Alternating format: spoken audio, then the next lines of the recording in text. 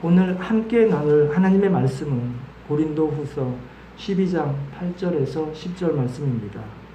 내게 족한 주님의 은혜, 이 제목으로 함께 상고하며 은혜를 나누게 되었습니다.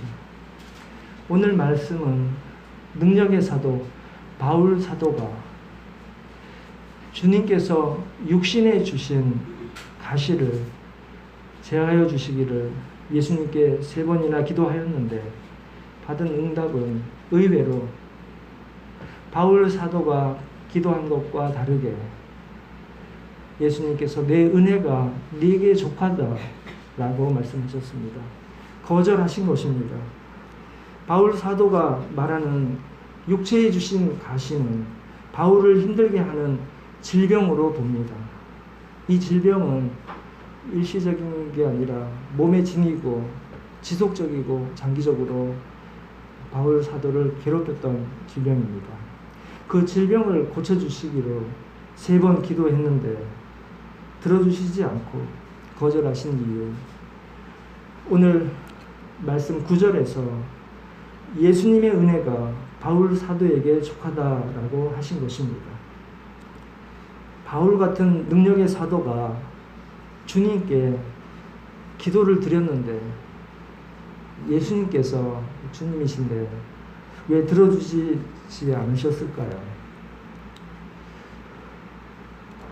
오래전에는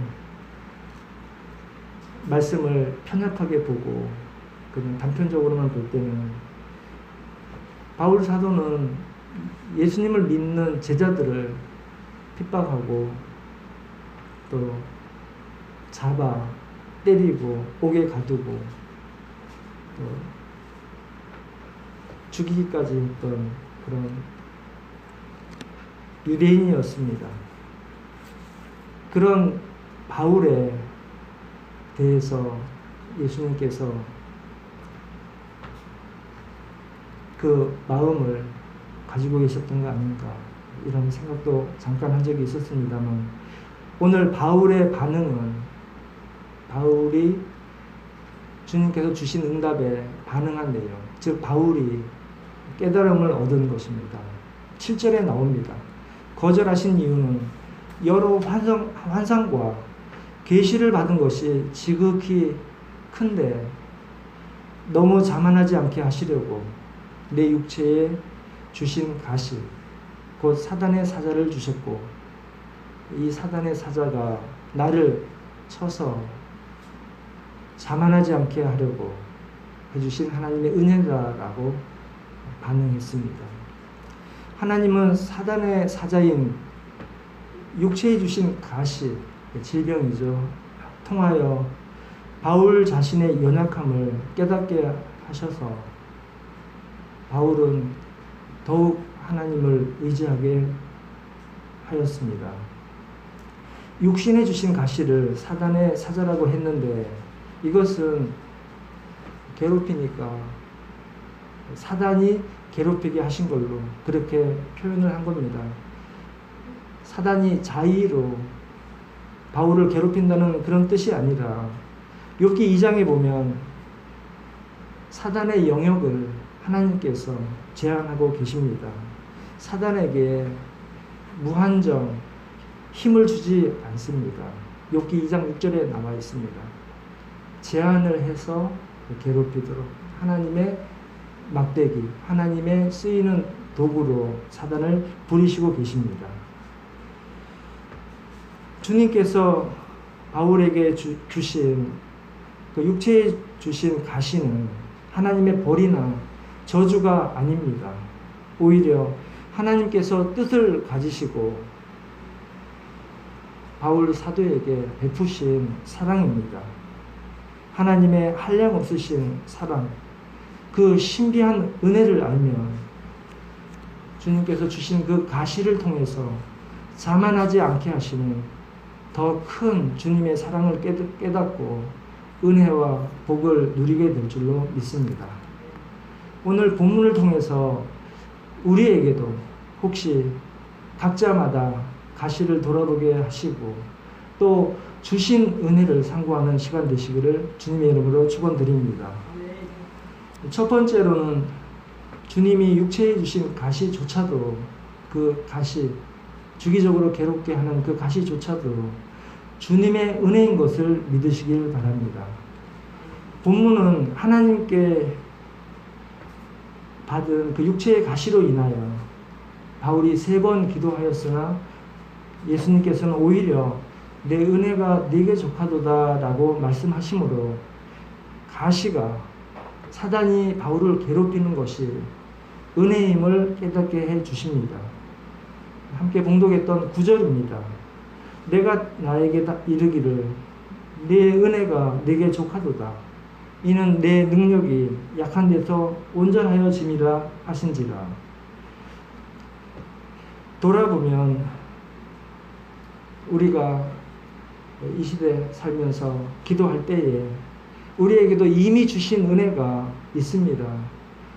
먼저는 예수 그리스도의 십자가로 인해서 죄 사함과 구원의 은혜, 그리고 하나님 자녀로 삼아주신 것, 그래서 우리가 하나님의 자녀로 된 것이 하나님께서 나에게, 우리에게 베푸신 하나님의 은혜입니다. 뿐만 아니라 이제 하나님 나라의 지체가 되어서 예수님께서 분부하신 그 말씀을 따라서 너희는 가서 모든 민족을 제자로 삼아라. 그리고 아버지와 아들과 성령의 이름으로 세례를 베풀고 내가 너에게 분부한 모든 것을 가르쳐 지키게 하라라고 말씀을 하셨습니다. 이것은 하나님의 자녀들, 하나님의 백성들이 할 수 있는, 백성들만 할 수 있는 구별된 권세요 은혜인 것입니다. 예수님의 제자로 살아가는 삶입니다. 바울 사도는 특별히 사도로 쓰임을 받습니다. 우리는 하나님의 나라의 지체로서 동참하고 나라를 세우는데 쓰임받게 하셨습니다. 이렇게 바울은 핍박자에서 변화된 은혜는 물론 참으로 능력 있는 주님의 종이 되었습니다. 여러 가지 역사 하심이 많이 있습니다. 사도행전에 보면 자신의 몸에 닿았던 손수건을 얹기만 해도 병이 나았고, 또 하나님의 말씀 선포로 귀신을 쫓아내기도 했고, 또 3층 창가에서 졸다가 떨어져 죽은 유두고를 살리기까지 했습니다.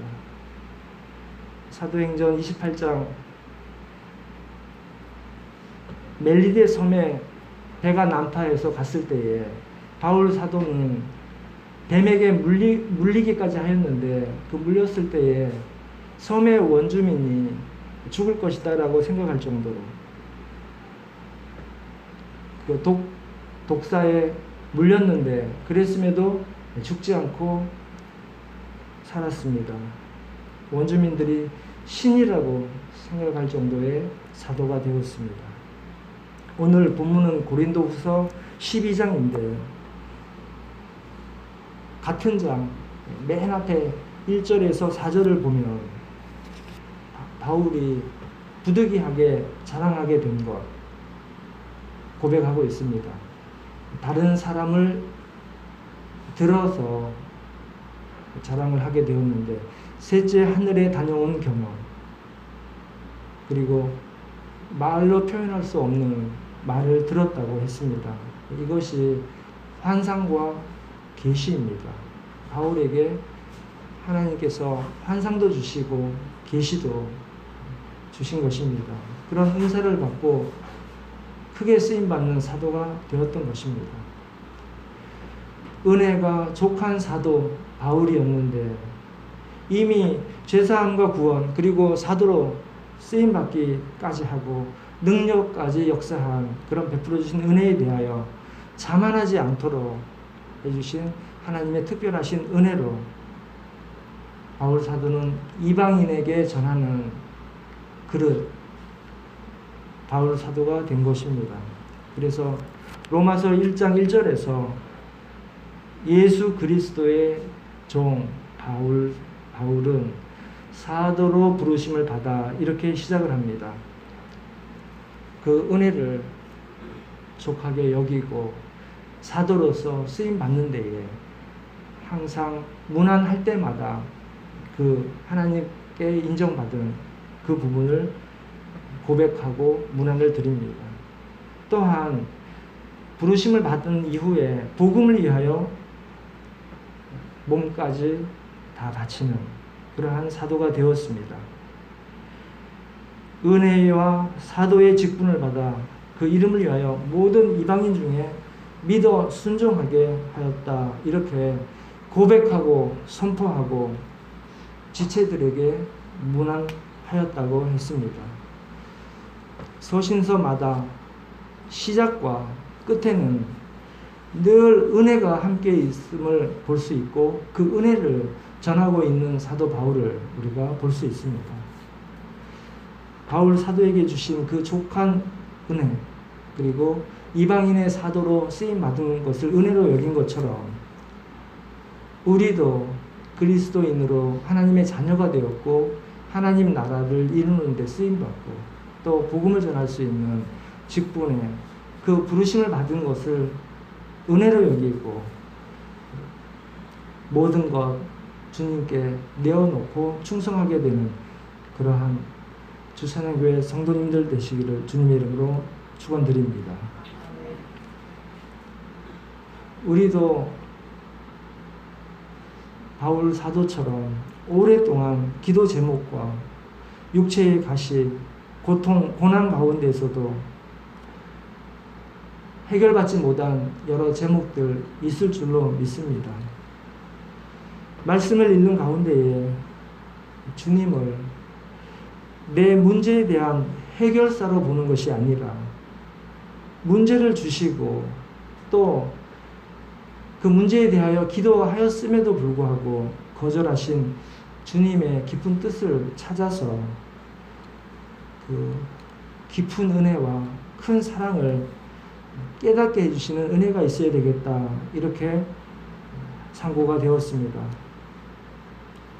해결되지 않는 문제를 제거해 주시는 것이 아니라 그 문제를 끼고 살면서 그 문제로 인하여 하나님께서 우리를 인도하시고 또 그 문제조차도 하나님께서 내게 주신 족한 은혜를 깨닫는데 발견하는 데에 은혜를 더하시는 주님을 찬송하게 됩니다. 그러한 믿음을 찬송하게 되는 은혜가 허락되기를 주님의 이름으로 축원드립니다. 성경에는 무수히 많은 선진들이 그러한 은혜를 입고 순종하였음을 봅니다. 요셉의 종살이와 또 옥살이, 그 과정에서도 하나님은 함께 하셨다고 하는데 그 함께 하실 때에 요셉이 함께 하신 하나님을 믿고 순종하며 나아갔기 때문에 형통한 복이 임한 것으로 믿습니다. 또한 예수님께서도 복음서에서 말씀하실 때 자기 십자가라 말씀을 하셨는데 이 자기 십자가를 생각하게 됩니다. 우리에게도 오늘 족한 은혜를 깨닫게 하시고 힘 주시기를 소망합니다. 두 번째로는 은혜를 깨달은 자는 기뻐할 수 없는 상황임에도 불구하고 도리어 크게 기뻐할 수 있다는 것입니다. 바울 사도가 문제 가운데에 3번의 기도를 거절하신 주님을 그 응답에 도리어 크게 기뻐하였다는 고백이 있습니다. 주님의 거절을 은혜로 깨닫고 도리어 기뻐할 수 있음은 주님의 말씀을 믿었다는 것이고 또 그 말씀에 순종한 결과인 것입니다. 9절에 이어지는 말씀은 예수님의 은혜가 사도 바울에게 족하다. 이것은 내 능력이 약한 데서 온전하여짐이다 라고 말씀하셨습니다.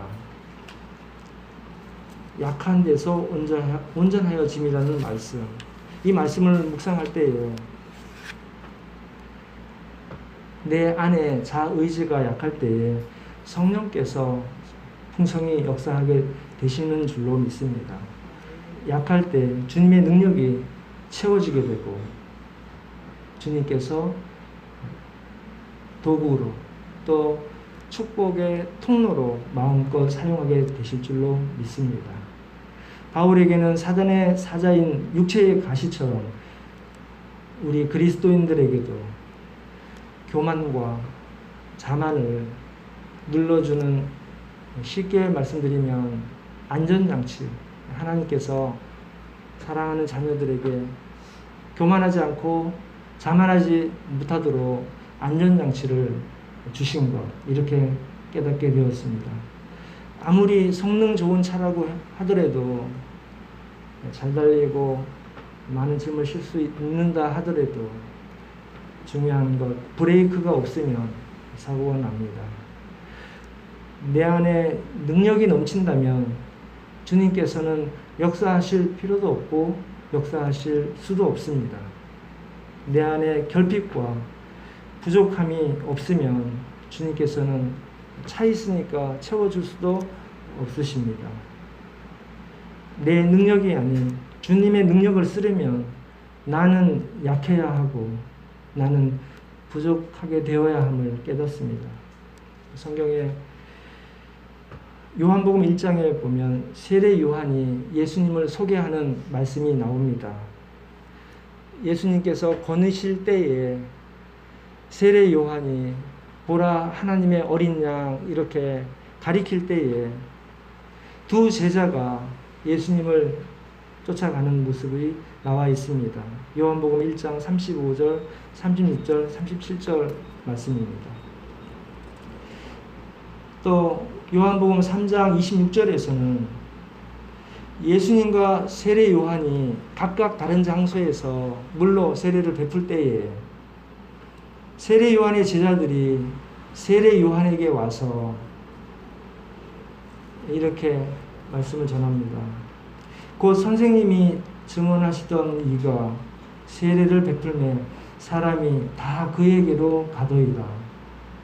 그동안에 물세례를, 회개의 세례를 세례 요한이 베풀었는데 예수님을 소개한 이후에는 다 예수님께로 가는 것을 보고 세례 요한의 제자들이 세례 요한에게 이야기할 때에 세례 요한은 이렇게 말합니다. 28절, 29절, 30절입니다. 세례 요한은 나는 그리스도가 아니다. 그리고 그리스도 앞에 보내심을 받은 자, 예수 그리스도를 증거할 자다. 이렇게 말씀하시고 그 다른 사람에게 가더이다 라고 했던 그 세례 요한의 제자들에게 그것을 증거할 자가 바로 너희들이다. 이렇게 권면하고 있습니다. 그리고 이어지는 세례 요한은 신부를 취하는 자는 신랑인데 신랑의 친구가 기뻐한다. 신부를 취하는 게 아님에도 신랑이 신부를 취하는 것에 기쁨이 있다는 것, 이 기쁨이 충만하다는 것을 세례 요한이 증거하고 있습니다. 그리고 우리가 잘 알고 있는 말씀, 그는 흥하여야 하겠고 나는 쇠하여야 하리니, 이런 말씀을 합니다. 아멘이 나옵니다. 이렇듯 우리는 예수님을 높이며 내 능력이 약한 데서 온전하여 짐을 깨닫고 주님을 의지할 때에 자만과 교만뿐 아니라 우리가 구별된 삶을 살아가는 데에 외부의 영향보다 내 안에 환경이 조성된 경우가 더 많이 있습니다. 시기와 질투, 분쟁, 내 자신의 의와 잘하려고 할 때 또는 화가 날 때, 분이 날 때 도리어 나의 부족과 결핍, 약점, 단점, 결점들이 가시가 돼서 안전장치가 되어 도리어 기뻐하게 되고 승리할 수 있게 되시기를 주님의 이름으로 축원드립니다. 세 번째입니다. 족한 은혜에 감사할 때에 우리가 그리스도를 위하여 약해지면서도 승리하는 이 신비한 승리를 기뻐할 수 있게 됩니다. 10절을 봅니다. 그러므로 내가 그리스도를 위하여 약한 것들과 능욕과 공핍과 박해와 곤고를 기뻐하느니 이는 내가 약한 그때에 강함이라. 바울은 본문에서 말씀합니다. 내가 그리스도를 위하여 약한 것들과 능욕과 공핍과 박해와 곤고를 기뻐한다고 합니다. 인내가 가능한 것은 내가 참는 것이 아닙니다. 그리스도를 위하여 마음을 드릴 때에 주님께서 그 마음으로 인도하여 주실 줄 믿습니다. 참는 것이 아니라 그러한 의식이 되지 않고 오히려 기쁨이 넘치게 된다는 고백을 하고 있습니다. 우리도 그리스도인들로 살아갈 때에 여러 가지 억울함도 있고 또 나의 연약함으로 인하여 실망이 될 때 능히 견뎌낼 수 있고 또한 기뻐하며 신비한 믿음의 승리가 가능하게 됨을 믿고 이겨내시기를 축원드립니다. 바울에게 주신 육체의 가시를 치유하시지 않으신 예수님께서는 오히려 바울에게 능력이 약한 데서 온전하게 되고 또 약할 때 하나님의 능력이 강해지는 통로가 되어짐을 깨닫게 하시고 고백해 하시고 그 힘으로 승리하게 하셨습니다. 우리도 이 말씀을 믿고 고백하며 행하며 믿음의 승리를 할 수 있게 되시기를 주님의 이름으로 축원드립니다. 말씀을 마무리합니다. 바울 사도가 되기 이전에 이미 핍박자였습니다. 그리고 다메섹 도상에서 주님을 만나서 변화가 되었습니다. 바울 사도는 무지해서가 아니라 반대로 너무 많이 알고 있어서 잘나서 주님을 그동안 못 알아본 것입니다. 그렇게 잘났고 의의가 있었던 바울은 나중에 개수였음을 고백하게 됩니다. 변화가 돼서 개수가 되었습니다. 우리도 거듭난 이후에는 약해짐으로 주님의 능력이 역사할 수 있는 주님의 제자 또 하나님의 자녀가 되기를 기도합니다. 예수님은 하나님이시니까 다 하실 수 있다 이렇게 우리가 생각할 수 있는데 그렇지가 않습니다. 육신의 몸을 입고 우리와 같이 오셔서 우리와 같이 사셨습니다. 이것을 상기하여야 합니다. 내 자신을 내어주고 우리의 죄를 대신하여 돌아가시고 부활하시어 영광의 승리를 하셨습니다. 오늘 말씀은 우리가 날마다 우리의 힘이나 능으로 가능한 것이 아니라 말씀과 기도로만 가능한 줄로 믿습니다. 순종하고 의지할 때에 이러한 역사가 우리에게 또 교회에도 풍성히 나타나기를 원합니다. 주차장 교회에도 약함과 부족함이 많습니다. 그럼에도 기대가 되고 또 그러므로 기도하게 됩니다. 우리에게 임하시는 하나님의 능력과 역사하심을 통하여 예수 그리스도의 일하심과 나타남이 될 수 있도록 늘 기도하고 있습니다. 사랑하는 성도님들과 이 말씀을 듣는 모두에게도 말씀에 따라 내 자신의 약함을 자랑하며 그리스도의 능력이 머물며 온전해지도록 한 분 한 분께 족한 은혜 주시기를 늘 축원드립니다. 기도하시겠습니다. 사랑이 많으신 하나님 아버지, 늘 말씀으로 인도하여 주심을 감사합니다. 약함을 주님께 의지하도록 도와주시고 약함을 자랑할 때에 주님의 능력이 나타나도록 하여 주시옵소서. 오랫동안 육신의 고통 가운데 기도하는 지체들 많습니다. 기쁨이 있게 도와주시고 믿음으로 승리할 수 있도록 함께 하여 주시고 은혜를 허락하여 주시옵소서. 우리 주 예수 그리스도 이름으로 기도드리옵나이다.